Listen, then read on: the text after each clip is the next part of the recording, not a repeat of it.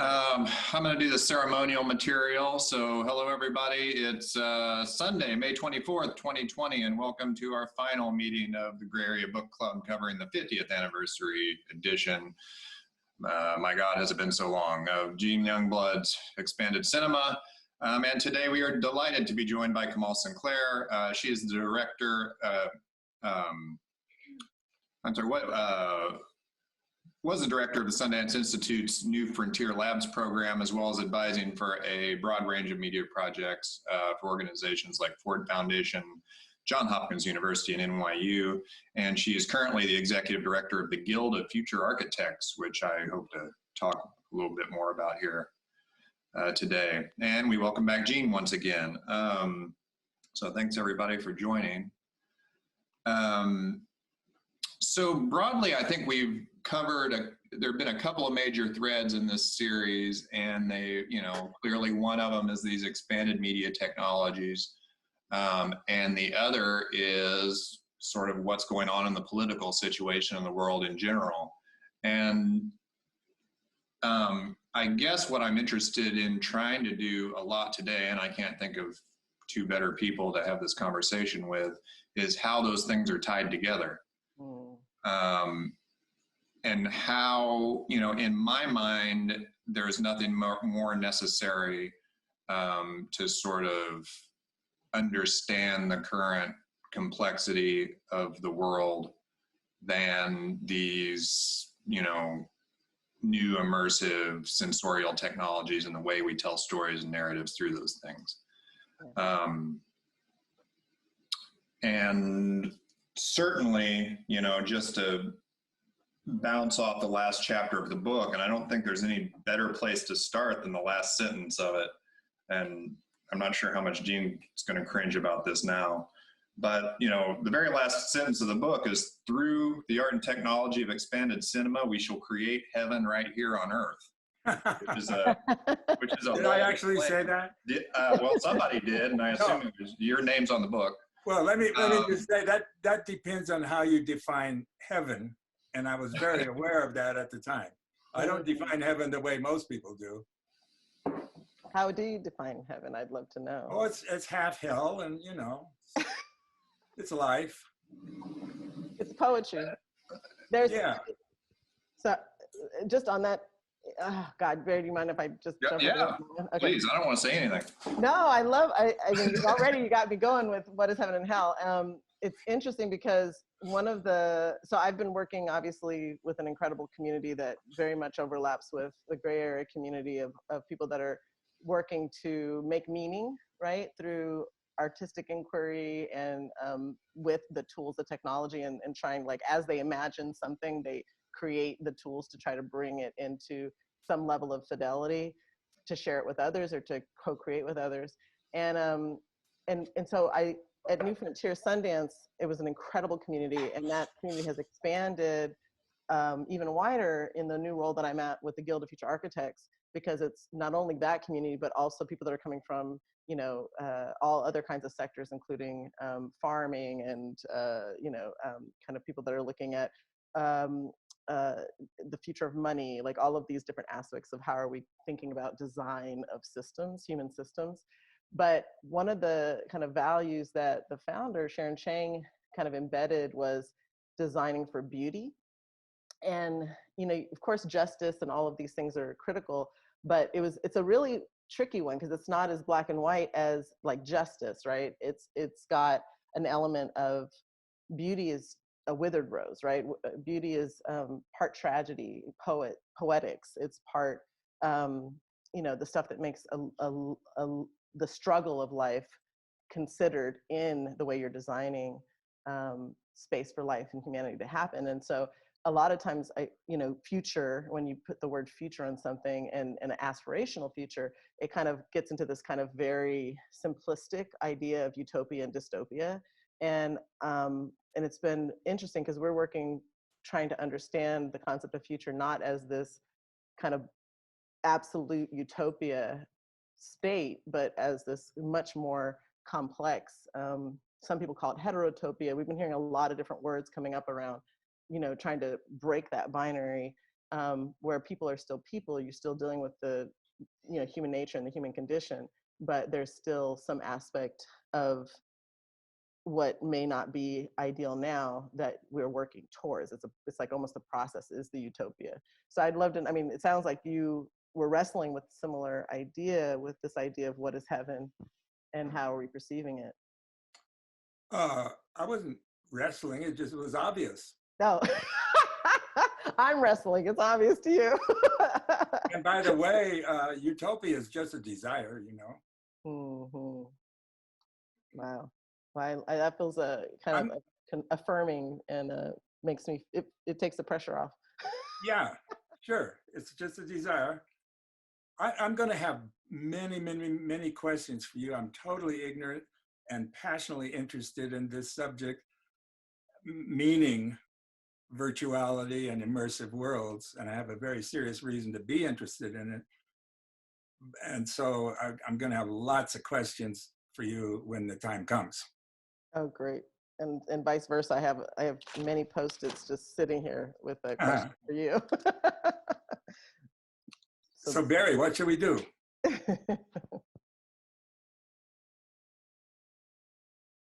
Oh, you might be mute. Oh, so I muted myself, sorry.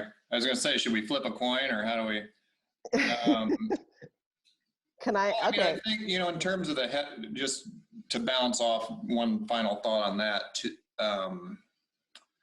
you know, the definition of heaven or where we get to aspirationally is one thing, but I think it's important to recognize that even the notion of progress and, you know, another sort of like more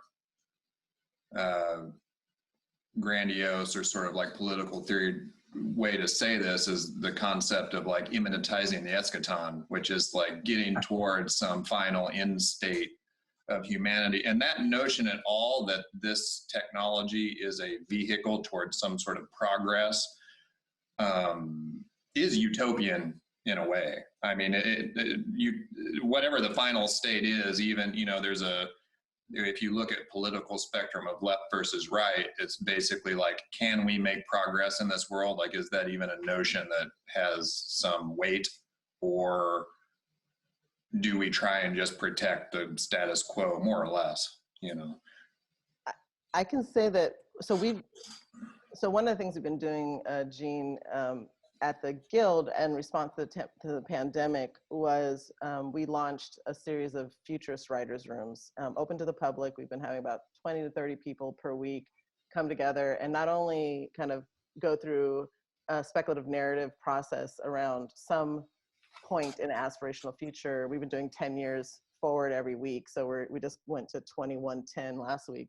And then we go 10 years back in terms of doing kind of alternate histories or speculative historiographies to try to kind of understand what were some of put ourselves in the shoes of people that were making decisions at the time, try to understand what were some of the kind of, you know, ideologies or political or capitalistic imperatives or whatever that was going, it was like, you know, kind of where they were, you know, trying to understand what was influencing their decision at the time. And is there anything, since we have hindsight, that we could extract as a design principle from that? And one of the design principles, for example, was we did this about the future of food systems, and someone went back to 1970s when Senate passed a bill around, you know, basically giving government subsidies to factory farms over family farms. And a lot of food experts identify that as the beginning of the end of the American diet in terms of calorie, you know, dense, nutrient deficient foods. So we were back in 1970s in the shoes of these senators that passed this bill, and we were kind of demonizing them in the call, and then we had to like say, okay, put ourselves in their shoes. And one of the things that was brought up is these were children of the Depression, and they saw the largest boom of population in US history. So maybe consciously or subconsciously, they're designing from their trauma, and they're overcorrecting. And so being in a pandemic, we were like, what design principle do we extract? How do we think about being aware of our trauma and designing resilient systems out of it, but not overcorrecting to where we create another hell, right? Of obesity and all of these things that in that case. So I bring this all up because of the idea of this idea of progress also is really kind of interesting because a lot of what we've been seeing in this Futurist Writers Room in terms of both the aspirational futures or the alternate 2020s, if we had made a different decision in the past, we keep hearing from different people every week something that actually looks closer to the past in terms of making space with nature, slowing down, eating more, you know, like slow food, more biodiversity around us, so I wonder if there's a little bit of this idea that technology always makes us better, that we're hearing in this particular moment that people are pushing back on. And do you thought about that with the hindsight of your career? I'm not interested in progress. That suggests to me advancement on, you're on some rails, you know, you're on this track and you're making progress around. I want to get the hell off that track entirely, entirely, radically. So I never think in terms of progress ever. I think in terms of revolution, and I have some questions for you about that. maybe I don't understand. Maybe I'm misunderstanding your background or your expertise. I'm really interested in writing something now about what I call seceding from the broadcast, leave the culture without leaving the country, and doing that through these new immersive technologies.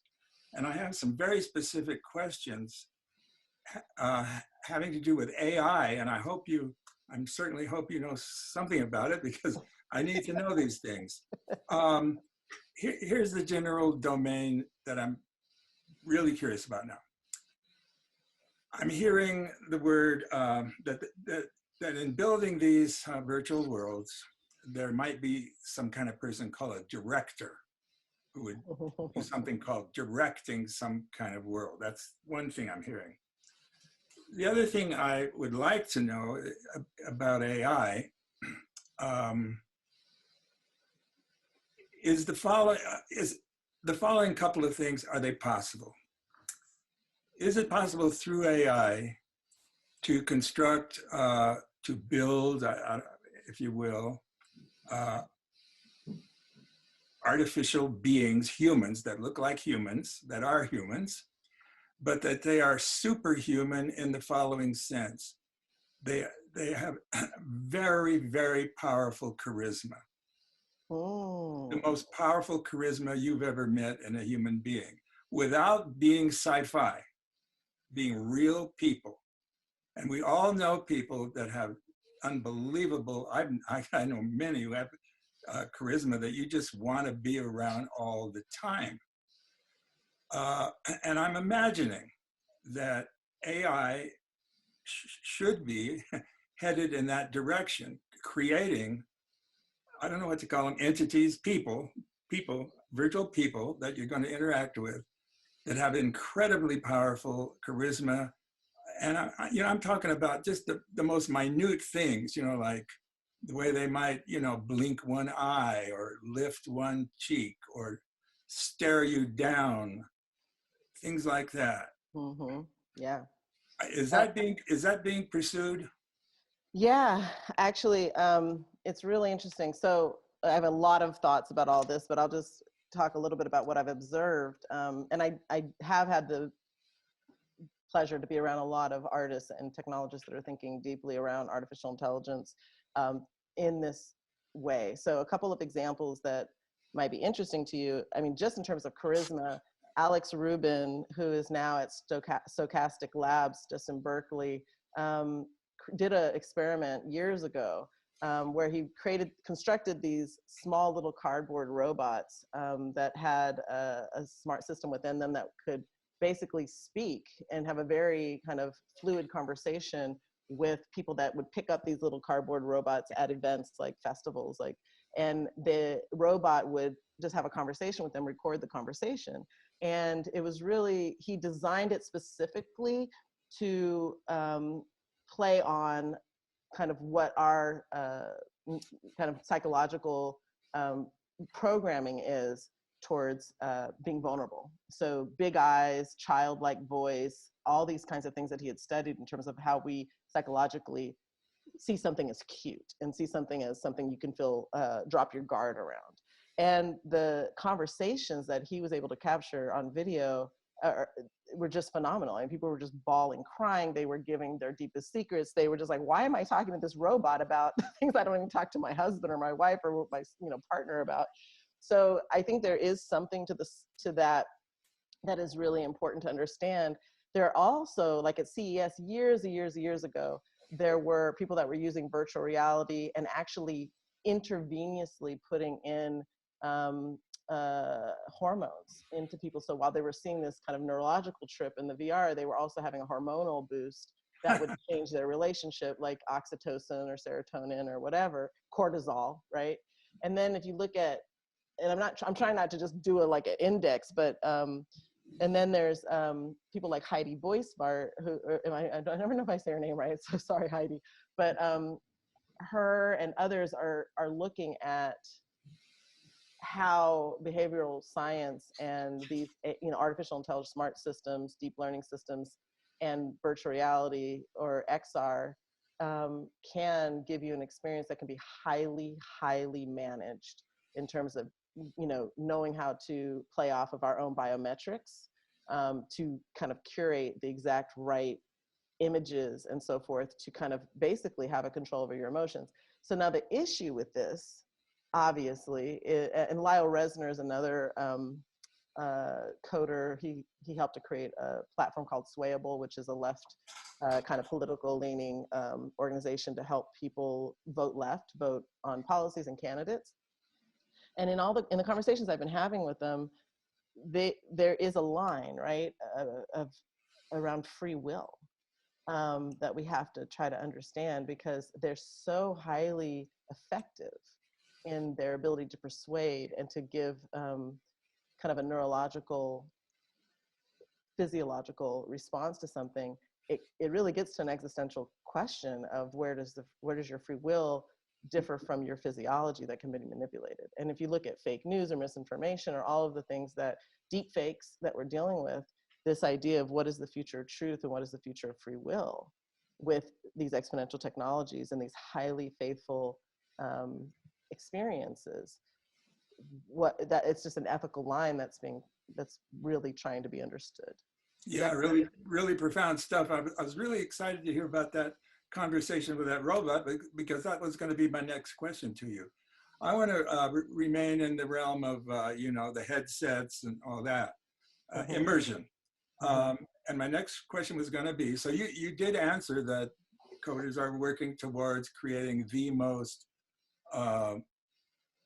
realistic human entities in that world that we can. Will it be possible, or is it possible now, to have a conversation with them in that particular kind of world? I understand you can talk to the robot on the tabletop, but if I got the headset on, I'm in this world with these people, and they're incredibly powerful people, I'm drawn to them, I really want to be with them and talk to them. Is that possible? Because in my ignorance, all I've seen is these worlds being played out in front of you, and you feel like you're in that world, but you're not really part of it because you can't talk to them. So apparently I'm wrong. Yeah, so yes, so some people are calling it conversational XR. Obviously we all have a Siri in our phones, so we understand the kind of, most basic kind of approach to having a conversational AI in our lives, but there's definitely some really interesting work happening. So Stephanie Dinkins is one artist that we've supported, and also a member of the Guild, who is a photographer and came from photography. And she was teaching a class, she's a university professor, and they were looking up, these robots that are deep learning machine robots that have, designed as kind of very lifelike, and she came across the most advanced social AI robot in the planet was Bina 48. And this was a robot created by Martina Rothblatt based on the data and the image of her wife. And they are transhumanists. So there's definitely an inquiry into life beyond the physical body. and our consciousness beyond the physical body as a pursuit of the technology kind of, part of that pursuit with Bina 48. And so Stephanie was shocked that she's a Black woman, and she was like, a Black woman is the most socially advanced AI? That's so crazy because there's not a lot of representation of Black folks. And so she went and met with the robot and developed a relationship over 4 years of conversation. And one of the things that she observed was that the robot still had some blind spots around what it meant to be a Black woman in terms of cultural nuance and literacy. And part of that might be because Bean is like, I'm not your average Black woman. And so the foundational data might have been very specific to her experience. But also as the AI grew in the world, became a citizen of Saudi Arabia, became a student at a university, that robot and interacted with the internet, and the coders were kind of managing that ongoing. There were just some straight blind spots because most of the coders were white males. And so they couldn't kind of help her develop cultural literacy in the same way. So that's why Stephanie was in conversation with her for 4 years to help her develop cultural literacy. Well, all that to say that after a while, Stephanie was like, so there was a big debate in AI because a lot of the AI is planetary scale data, which, you're kind of skimming the surface of the entire human organism. And that data can be quite skewed. It could be quite like, the Twitter bot becomes racist and homophobic and sexist within 24 hours. And so Stephanie was really interested in, instead of planetary scale data to inform these smart algorithms, these deep learning algorithms that are shaped like personality, can we give them deep cultural context data? So she has been doing an experiment, and it's going to be a 100-year project where the women in her family, her and 2 others from different generations in their family, are going to be giving their lived data over many years to this one social AI called Not the Only One. And that launched last year.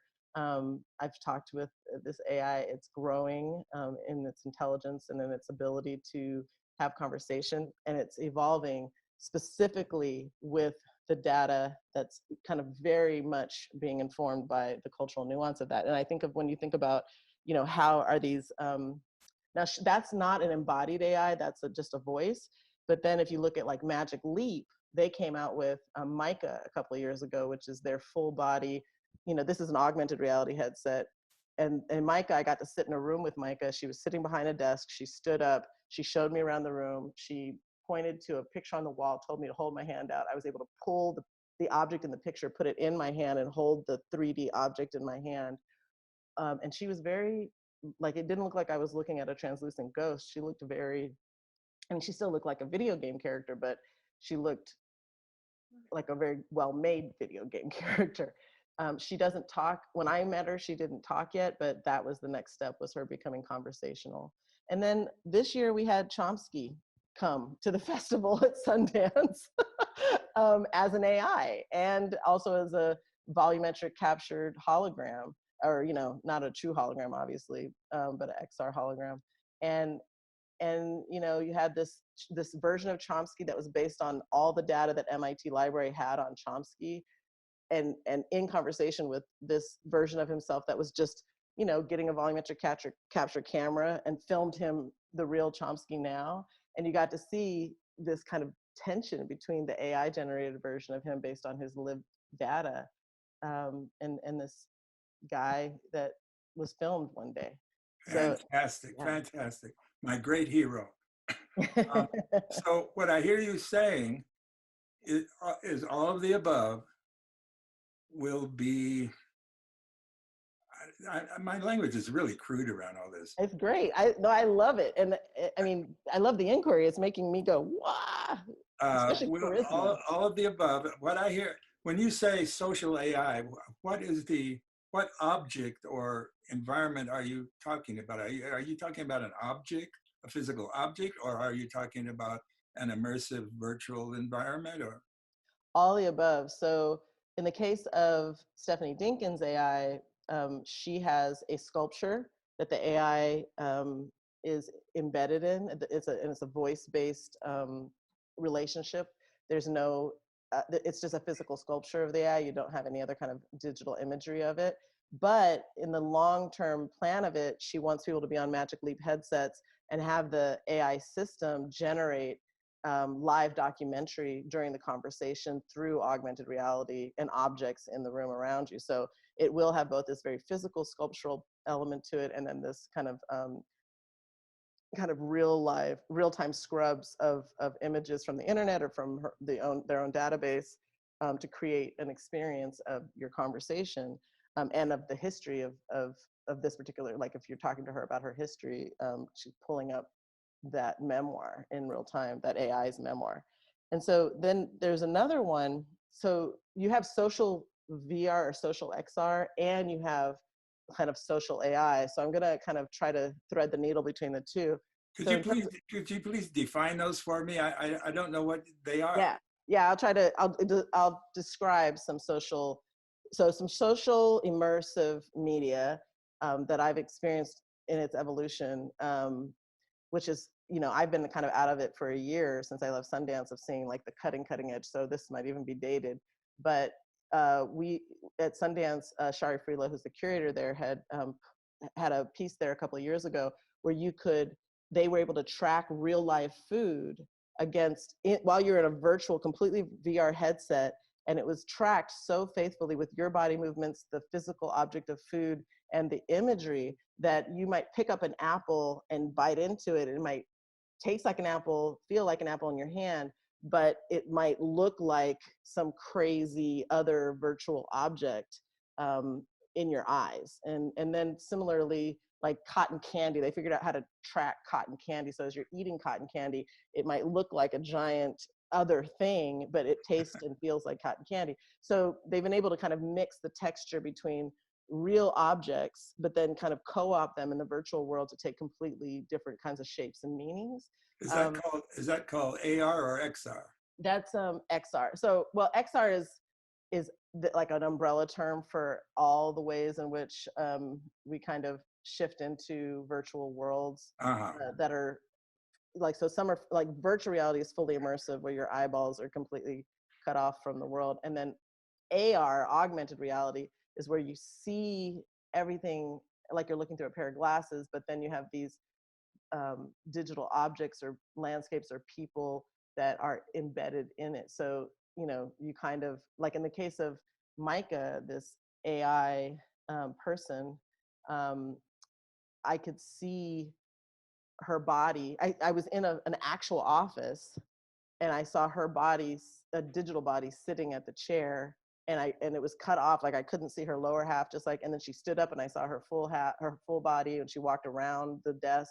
So it was very mixed between, it was really an interesting and really faithful kind of how a ghost might be in your office. Like, it was just so surreal.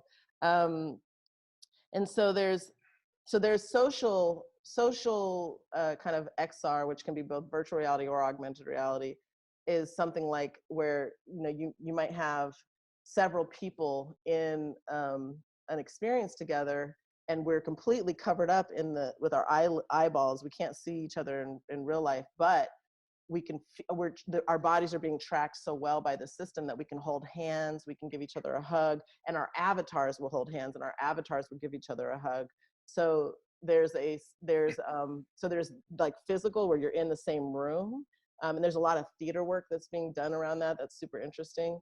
And then there's remote social experiences, where you might be on the other side of the world, but it feels like you're actually in the same room in a pretty intimate way, because your avatars are able to operate with each other as they would as if they were physically, if you and that person were physically in the same room. So it's getting pretty hard to distinguish. I'm on the board for the Center for Advanced Virtuality at MIT, and Fox Sorrell is the director there. He's an incredible computational scientist and artist.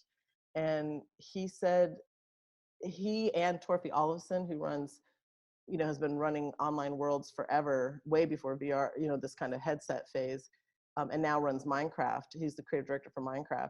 And both of them say the same thing, being so like 20 years deep into these virtual worlds, that it's hard for them to say reality and virtual reality Now they say virtual reality and physical reality, because neurologically, many of the virtual experiences are as real as a physical experience. So they've studied that in the brain as well. This is beautiful. I love it.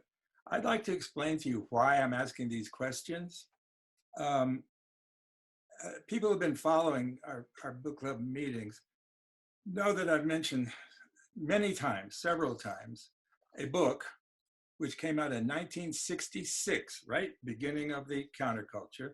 A book by Peter Berger and Thomas Luckman called The Social Construction of Reality. And I have claimed that you will not be able to create the kind of virtual worlds and experiences that I'm interested in without this book, without these ideas. And I've just got 3 paragraphs here that I'd like to share with you and everybody else.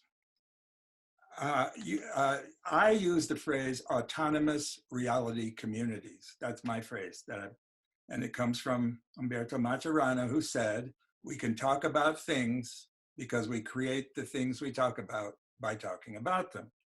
And I derived my phrase, autonomous reality communities, from that idea, and I've been using it for 30 years. Well, in this book, Berger and Luckman, they call them finite provinces of meaning. And they define it as this: enclaves circumscribed by the paramount reality, in other words, the real reality, which I call the broadcast, that envelops them on all sides, these enclaves, and to which consciousness always returns as from an excursion. Art and religion are examples. They're characterized by a turning away of attention from the reality of everyday life, which nevertheless retains its paramount status even as such leaps take place. The theater and the cinema are examples. There's a transition between realities as marked by the raising and the falling of the curtain, okay? And then they talk about these finite powers of meaning and all that. This is 1966, right? Remember, this is a very important time to remember that. They start, in another paragraph, they say, the culturally marginal becomes subjectively central for an individual who is doing this counter-socialization, leaving, right? Leaving the culture without leaving the country. The culturally marginal becomes subjectively central for the individual who's doing this. Marginality becomes plurality. 66. Think about that today. Marginality becomes plurality. This one blows me away. Discrepant worlds are generally available on a market basis. Oh, wow. There is a general awareness of the relativity of all worlds, including one's own, which is now subjectively apprehended as a world rather than the world. Oh, yeah. And then they go into the 2 most important things to me. They use the word re-socialization. That's what they're talking about. We're going to re-socialize ourselves. I say counter-socialization. And so for this counter-socialization, they say the following 2 things are essential. Something called a plausibility structure. That's the social base. That's the laboratory for this transformation. It's a group of people. It becomes the individual's world, mediated by significant others who are guides into the new reality. And that would be a priest, an anarchist, whatever.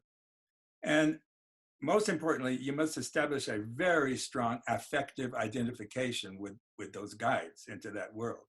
So that's the plausibility structure. Hey, folks, this is plausible. Okay, the next one, the last one, there has to be a what they call a legitimating apparatus.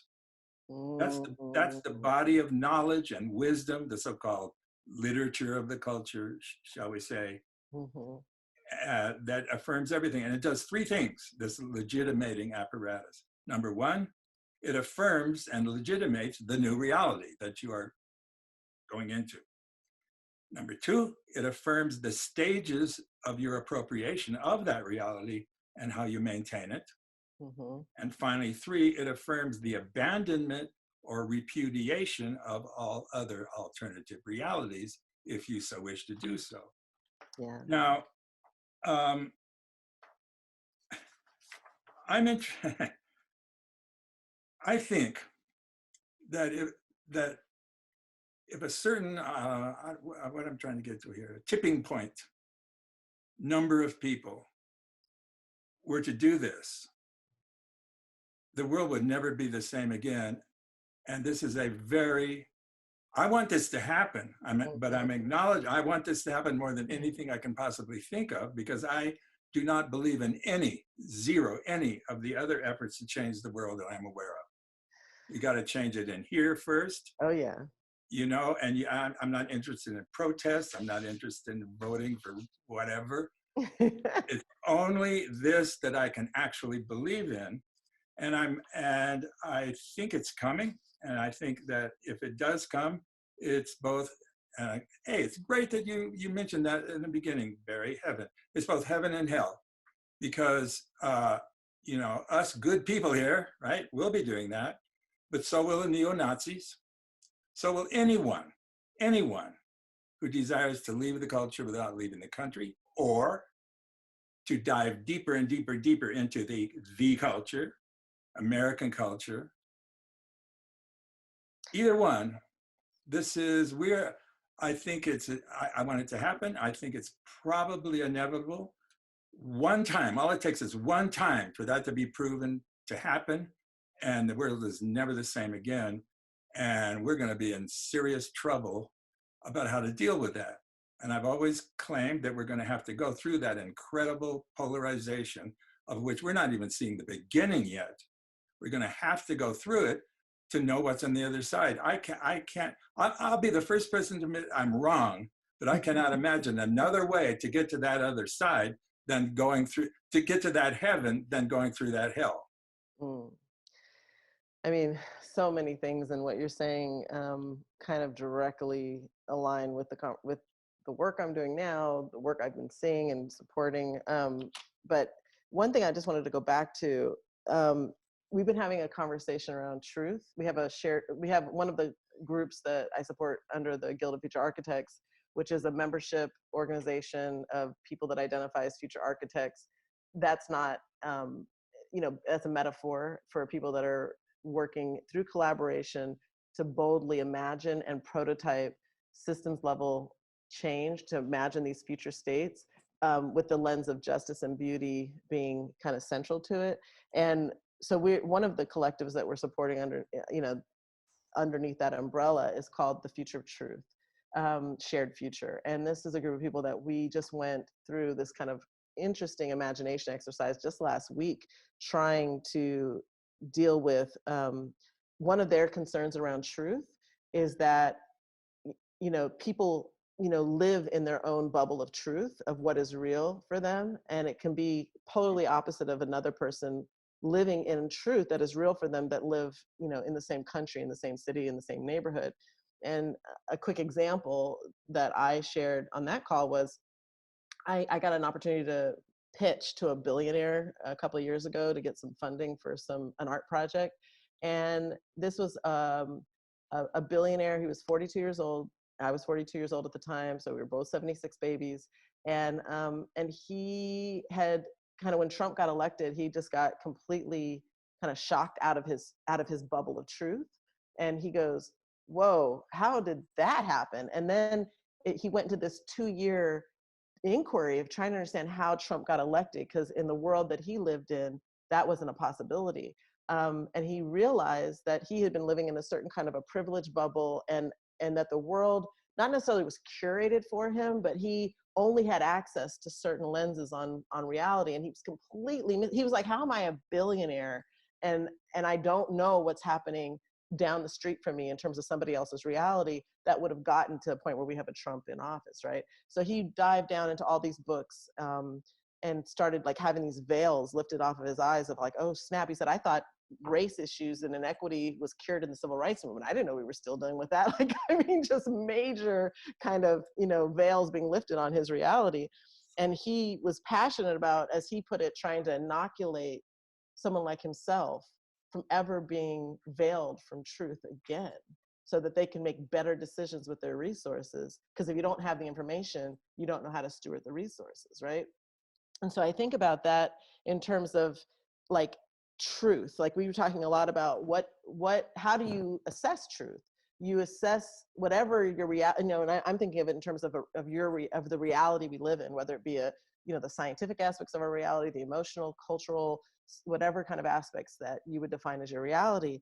And you think about, we only have the data that is inputted through our eyes, nose, you know, our five senses. And then as some scientists are discovering, we may have up to 33 senses, things akin to like flocking and things that other animals have. So whatever those senses are, we have those as data inputs. And with that data input, we can construct a simulation of reality. I mean, even if you talk to like Fox at MIT, he'll talk about everything as a virtual reality, because nothing that we see with our physical eyes is actually the way that the world, quote unquote, is. It's a simulation of it that we synthesize for our making meaning of it and understanding. So I think about what you're saying in terms of, one, how do you deal with those very different truths? How can we get through to somebody else's truth and understand the bubble that they're living in and the context with which, the data points with which they're trying to construct reality with? So that's one thing. But then the other thing is this idea, there's a whole movement, and it's not new, but like people like Adrienne Maree Brown are kind of been pushing this for some years now around radical imagination as a social justice movement. And, you know, instead of like kind of being on the front, not instead of, but, you know, there's this front lines of the crisis of now place that a lot of times marginalized people are people that are kind of in a position of, you know, on the short end of the stick of an oppressive system, are always in these cycles of crisis, right? Paycheck to paycheck, you know, inequity to inequity. And it keeps us in the cycle of very short-term thinking, very, it affects the implicit bias within our own selves. There's you know, we even like adopt and start to perform identities that are constantly narrated in that crisis to crisis, you know, Black and brown bodies and trauma and so forth kind of narratives. And it keeps us stuck in that cycle. But when you go to the process of radical imagination and imagining beyond that trauma, a possibility of liberation beyond that, then that is actually recoding your brain to actually make that reality happen. So I wonder how you think about those kinds of things, like how we even process what reality is in terms of data inputs coming in, how different we understand it from each other. And if you're talking about constructing through imagination or through imagination and then a replication in virtual technologies, and a way for people to see beyond the limits of their own imagination. Yeah, wow.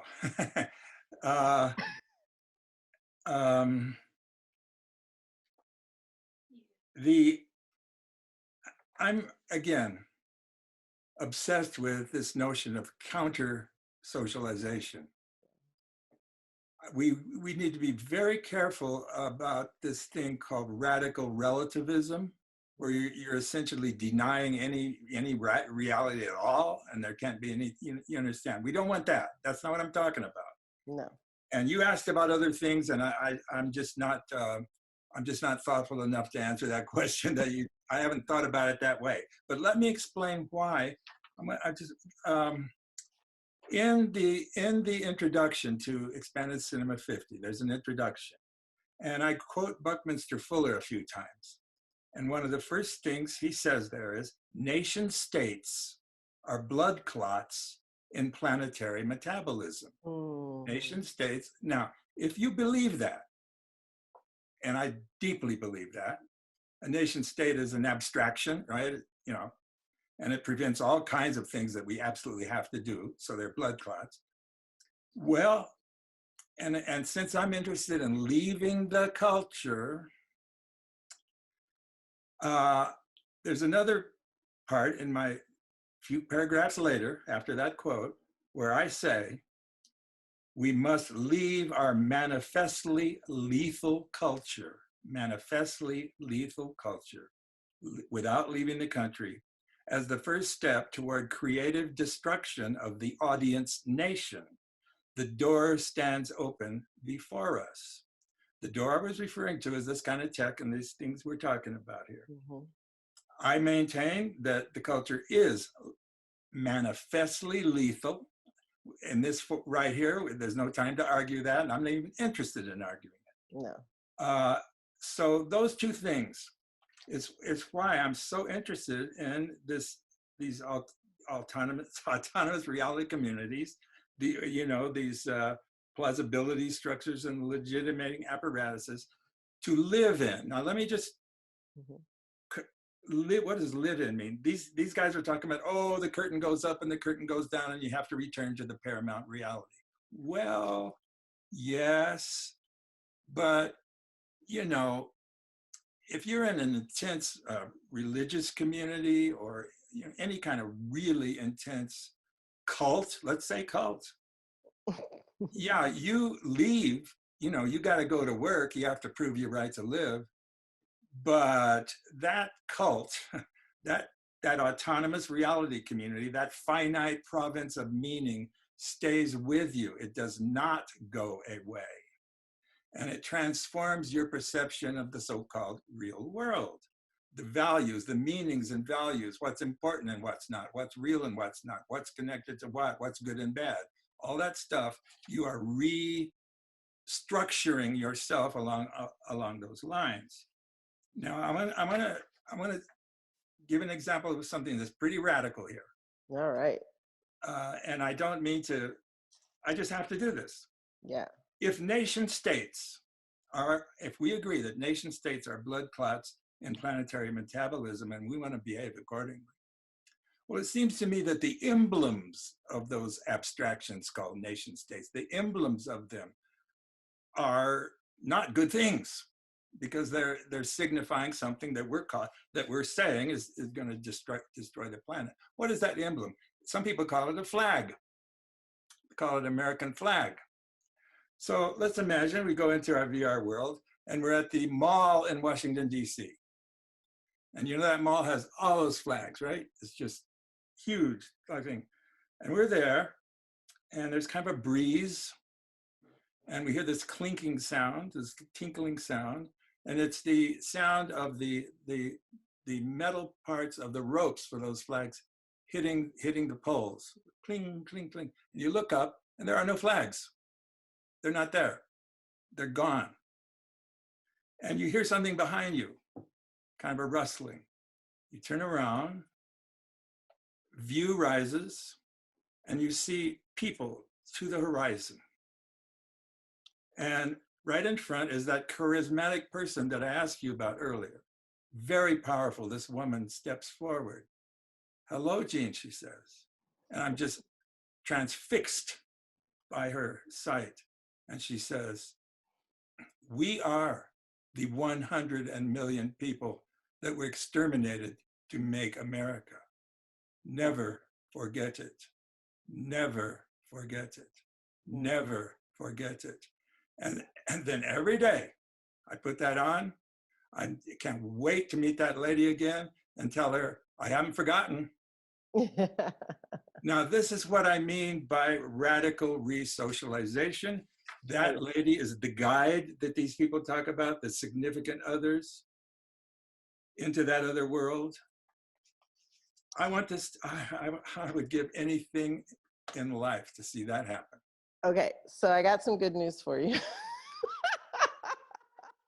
I mean, there's a lot of work to be done for sure, but that's what I mean by this radical imagination movement that's happening. And Surdna Foundation has put $10 million towards it. I mean, it's a drop in the bucket of what's needed, but there is a movement right now among artists, technologists, and social justice workers to understand the critical nature of narrative change for reprogramming all of us. Because if you think about story and narrative being the code of the operating system of humanity, it is through storytelling and through story experiences that we understand our reality, that we contextualize and make meaning around it, that we contextualize and make meaning between relationships. And it's also how we, how behavior, I mean, it's getting really, not only talking about virtual reality and artificial intelligence, but look at biology and biological advances in understanding the code that is in our biological systems. Like now we know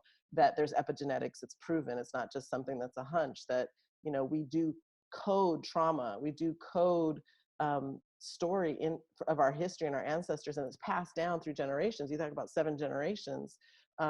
That's now scientifically becoming understood how we have been physically encoding our stories and our experiences for the survival of our species, of our people.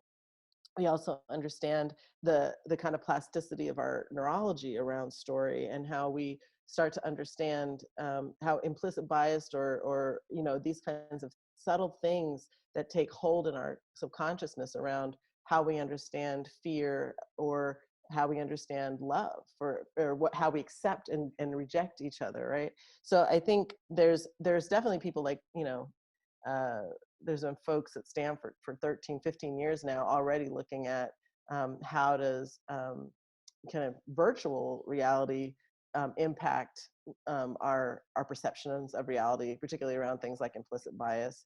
I know there's an artist out of Columbia that's working on that similar, I mean, there's stuff at MIT. They're all looking at that kind of thing of how does storytelling and these virtual environments. Now, the one thing about, there's reading a story, they've looked at kind of how when you have a story told to you in a broadcast way, you synthesize it in one way. If you have it, if you're in a 360 environment and where you can't really like fully exist in it in an avatar, you still remember it kind of like a memory, like you would watch, like you do remembering a film. But when you go into full immersion with 6 degrees of freedom, and you've got touch, your physical touches matching your avatar's touch, and all of these things, that you remember it not like, you don't remember it like something separate from you, but you remember it as something like you would a lived experience or a dream. So there's something to that level of immersion in terms of helping us to kind of reprogram our sense of what is possible. But even without all the technology, the imagination and the power of story has done that work for, throughout human history. I mean, you look at Yuval Harari's work around story and the development of human societies. But I think what you're talking about is a particular, and I see it happening a lot right now, and I'm excited that it is, trying to help us to kind of push back on a particular history and narrative that we've been listening to and been embedding for hundreds of years now. Yes. And there's and it's really interesting because we're at a brinkmanship point around old narratives, around like a lot of those narratives evolved out of scarcity-based thinking about a zero-sum relationship to resources. Around, we've got this kind of dichotomous thinking of if I'm good, then they must be bad. If they have, and then that means I don't have. And those kind of scarcity-based mentalities have led to extreme overproduction, extreme imperialism, extreme colonialism, extreme human trafficking. I mean, all of these things that are based on fear. And now we're entering into an age that both exponential technologies like artificial intelligence, which is an interdependent technology that, there's no way in hell you're going to use rugged individualism to figure out how to create any kind of competitive landscape around that. And climate change and pandemic and these things that are diagnosing in very clear terms that we are an interconnected globe and you can't ignore it.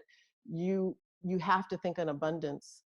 You have to shift to an abundance mentality in order to survive. And so that's a huge reprogramming for a very, a system that at least for half a millennium has been very scarcity based. Yeah, oh my God, I'm so glad you're saying this stuff. You made my day totally. You just use reprogramming. That's what I mean by counter-socialization. Fantastic. This is yay. You made my day too. You made my last 50 years, and I'm only 43 years old. So And you know, all the things you've just been saying about the resources and, you know, the way they think about the planet. Yeah, Buckminster Fuller influenced me enormously back in the day. Today would be more like Chomsky. But in any case, that's exactly what he was talking about with this thing called world game, where we would manage the world's resources. I've been into this all my life, and it's brought me here to this interest in the immersive technologies and transformation of the self. I call them technologies of the self. That comes from Michel Foucault. He meant it in a very different way. Yeah. But these are technologies of the self if we say so, if we use them that way, to become different kinds of selves, you know? Man, this is just thrilling. This is incredible. There's a community. You have a tribe and you don't even know it, that of people that are, you know, like building off the work that you've done and Buckminster Fuller have done and Chomsky has done. And I mean, literally, I got hired by Tisch School of the Arts last year to work on a new thing called the Future Imagination Collaboratory, that literally they're trying to bring art, science, technology, and practices of self and technologies of the self into the same room of an inquiry and exploration. So, I mean, and Michael Foucault's in the deck. So it's, I mean, you know, they're doing the fundraising and stuff. So I'm just saying, like, it is the time. I think people are, I'm seeing it every week through this Futurist Writers Room thing that we've been doing. I'm seeing people reaching for what you've just described. Like every single week, somebody brings up regenerative systems, indigenous wisdom, bringing that back to the center instead of keeping in the margins. If we, you know, the idea that we can't do the fourth industrial revolution like we did the first, second, and third, otherwise we're going to extinguish ourselves. And what is one of the big differences that we left off the table were regenerative, you know, you know, these kinds of regenerative relationships. And then there's people like, there's a whole community called Indigenous Futures in Canada. I went to an event with them, and this was at MIT's Collective Wisdom gathering a couple of years ago, and there was a panel around artificial intelligence, and there was an AI psychologist on the panel, which is like blowing my mind that there's a psychologist for AI as a role. And she was talking very much about some of the aspects of, she's like, you think your personality is so you. She's like, you give me your email server and, you know, some other kind of data rich, your social media logins. And she's like, I will create an AI that mimics your personality exactly. Like, you know, like just these ideas of like how you think yourself is so impenetrable. And so we were having an existential angst. There was like all these like questions around what's real and where are the boundaries and all these things. And then I went to a breakout group, and it was almost all members of the Indigenous Futures group. They were all coders that are Indigenous, and you know, they have skills in artificial intelligence. And one young woman in the group said, it's so funny to watch you non-Indigenous people freak out about sentient AI. She said, because in our kind of framework, human beings have never been the pinnacle of creation. We've always been in collaboration with sentient systems. So it's a comfort for us rather than something that we have to have an existential angst, because the idea of losing a sense of control or a sense of the self in such a solid way. So it was, and that really had a huge impact on me, shifting, like you're saying, shifting my programming to even think that, you know, I had never even considered that we already have a history in humanity of collaboration with sentient systems. Yeah, and that reminds me of, don't know where I heard this lately, but you're in a virtual environment in a forest, let's say, and you're talking to the trees, and the trees say, we are your lungs, right? Over and over and over, never stop hearing it. Even if you have to go to work, you come home and do it again, you know? Wow. Well, we have to talk. I would be curious. Well, one, it sounds like you got a vision that we need to have come, like we need to create some work with you. So we got to talk offline about how to. Let's enact some visions. Yeah. Yeah. Yes, that would be lovely. I'd love to do that. So yeah, another quick question I had just about the cybernetics movement and your analysis of it, and I have to ask this before I get off the call. there's kind of an interesting critique of cybernetics coming out of the people that are coming from somatic practices or dance as a background, but also are working in, technologies like AI and XR and biometrics and all this stuff. That there was a blind spot in the cybernetic movement in the middle of last century, where the idea of intelligent machines was only mimicking the head as a framework for intelligence.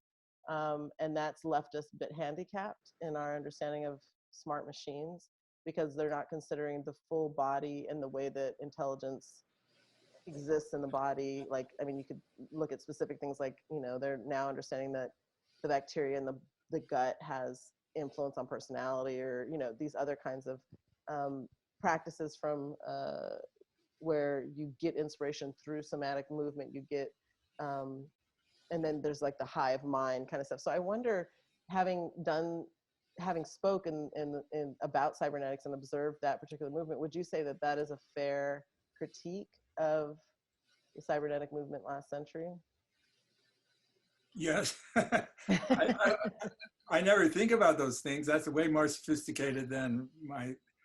Earlier in this book reading series, we had several sessions in which we're discussing second order system theory, the cybernetics of observing systems, not observed systems.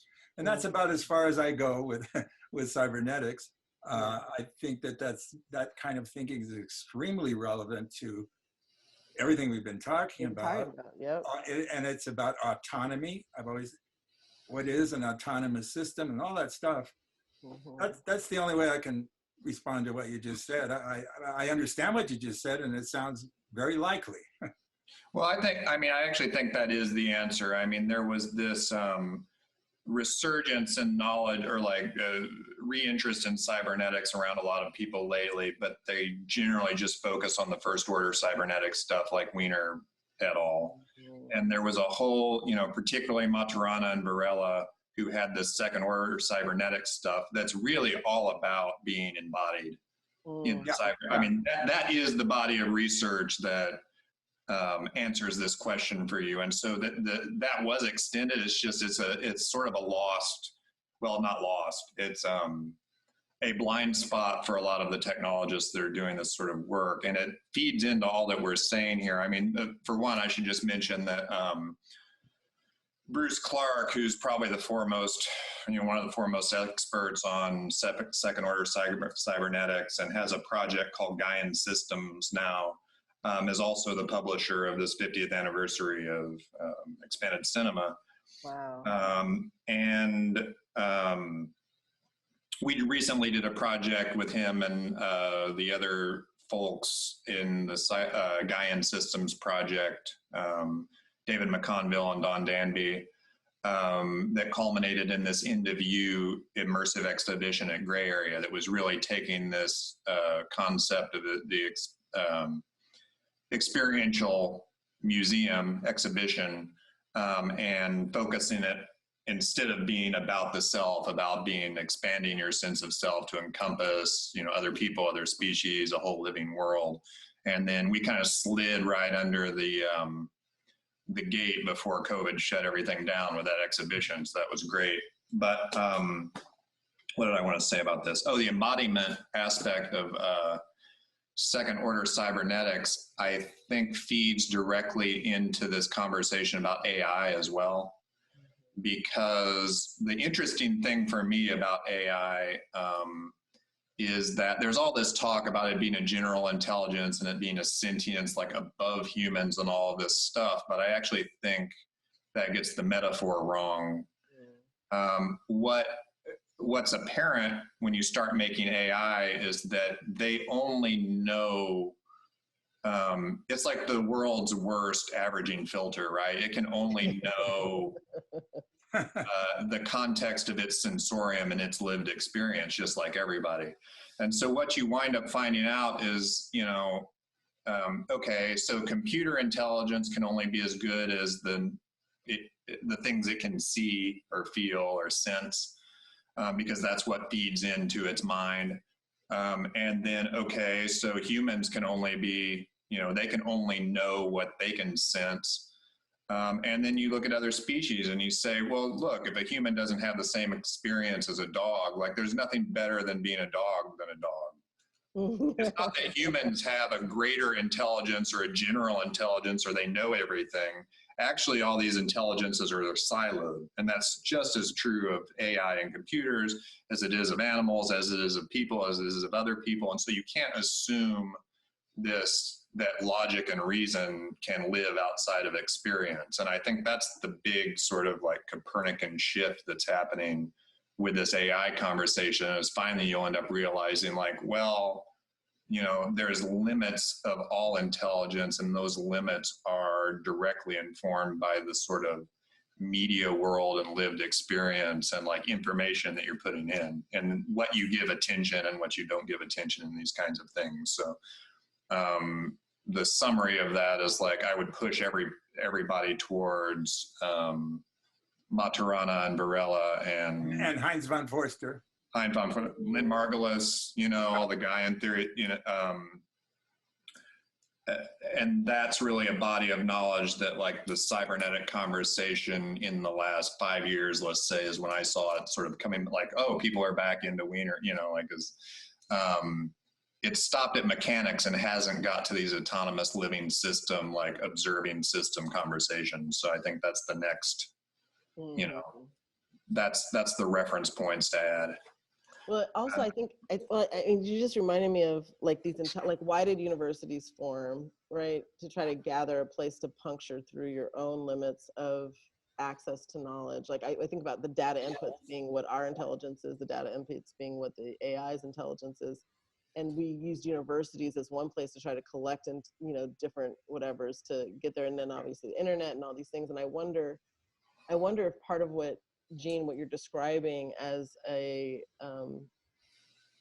virtual experience that counter socializes, is it some sort of an experience that is, instead of just trying to broadcast a particular version of reality, it's trying to create doors into multiple realities so that we all expand our reality. Like if we're all in our individual bubbles, what if the bubbles start to connect and they get bigger? Are we going to be in a better state of understanding and not be in fear of what we don't understand? You know what I'm saying? Well, like, that's certainly the hope. And, you know, when this thing about, you know, seceding, going into these autonomous worlds, having guides and all of that, and if it really is counter socialization, then it would by definition include what you just said, right?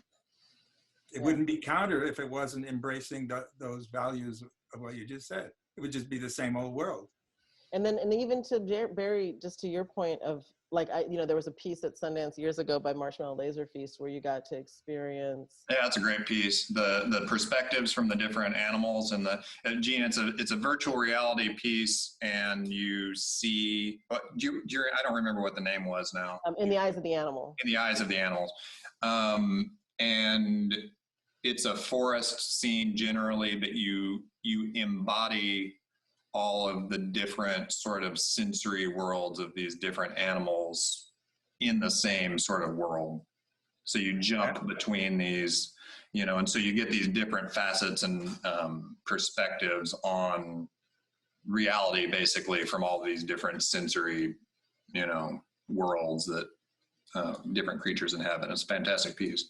And it reminds me of what you're talking about, because it like basically lets us as human pedestrian perspective peer into other realities. And from a science, I mean, they tried to be, I think they were pretty faithful to the science of what a mosquito would see, or like a dragonfly, I think it is, versus, you know, a mammal or a bird. So I think there's something to what you're describing also, Gene, that I think that there's some precedence for it being effective in shifting breaking a little bit of those silos that you described, Barry. Yeah, absolutely. I mean, anything that gets us out of this cultural trance that we're in, I'm for it. Well, we definitely have to have a meeting and figuring that out. we could do this all day, but I think we've been at it about an hour. I think Can I one quick thing? I'm going to let you wrap up thoughts time for the. Well, I just want to make an announcement. Out of the blue, recently came to me these people who make artist chat books, beautiful, beautiful little chat books. And they want to make a chat book out of my radical political stuff. This thing I wrote called Secession from the Broadcast that I wrote 3-4 years ago. And all of a sudden this guy says, we want to make an artist chat book and we're going to translate your into Spanish, your philosophy of secession from the broadcast into Spanish. So I just wanted to announce that it is available, and the email is where you find out how to get this thing. Hello, that's hello, at evidenceannual.co. Nice. And the guy's name is Gégé Martineau. I love that name. Awesome. Well, we're going to definitely get that. And Kamal, do you have just while everybody's listening, the elevator pitch on Guild of Future Architects, just to tell everybody what that is, because it'd be good to make people aware of that. Certainly. I mean, I think I kind of already did. I mean, our mission is to be a home, a refuge, and a collaboration space for people that identify as future architects. And those are people that are working with intentionally through collaboration, that are looking at designing for future state through the lens of justice and beauty. And you know, that has taken a lot of forms. There's a community of practice where we're just gathering and developing stronger ties and a network for flowing of resources and knowledge and so forth. There's a specific program called the Shared Future Program, which is supporting specific collectives that are working on a particular future. Like we have one called Beyond Prisons, which is imagining the United States beyond the prison industrial complex and mass incarceration. And so they're actively imagining what that looks like when restorative justice is the norm and racial equities and those kinds of things are in place. And then also kind of prototyping steps to get there. And then there's our collective wisdom platform, which I was going to say earlier sounds a lot like what Gene, you're talking about. The idea behind that is for it to not only be a place for the nerds of us that really want to understand, you know, the practice of future architecture, and it be a knowledge gathering space, but it's also a place that's public facing, where eventually, it's not up yet obviously, but we're hoping that it's a place where you can go and have a peek into a multitude of possible futures through the lens of different collaboratives, and then have a loving, I say loving quite intentionally, but a loving dialogue around, that's a great vision. Have you thought about this, to help us uncover our own blind spots? But my main hope with that collective wisdom platform is that people come to it and they go, huh, I never thought about it like that. And if you want to get involved with that, what's the URL? It's futurearchitects.com, and you can email hello@futurearchitects.com to get in touch with us. Thank you for the plug. Yeah, thanks for being here. And thank you, Gene, again. Thank you, everybody, who joined. I don't know if I have any profound conclusion to the wrap. I wish I had a good wrap-up remark, but no. I just want to say more questions than answers, you know? I just want to say once again how grateful I am that you put this together, Barry. Appreciate it very much. Glad you being here, and let's keep the conversation going in different forms. So much, Barry, for all the work you do to create spaces. It's amazing. I just get bored easily. Good night and good luck, everyone. Enjoy your Sunday. Goodbye, everybody. Goodbye, Kamal. Bye, Barry.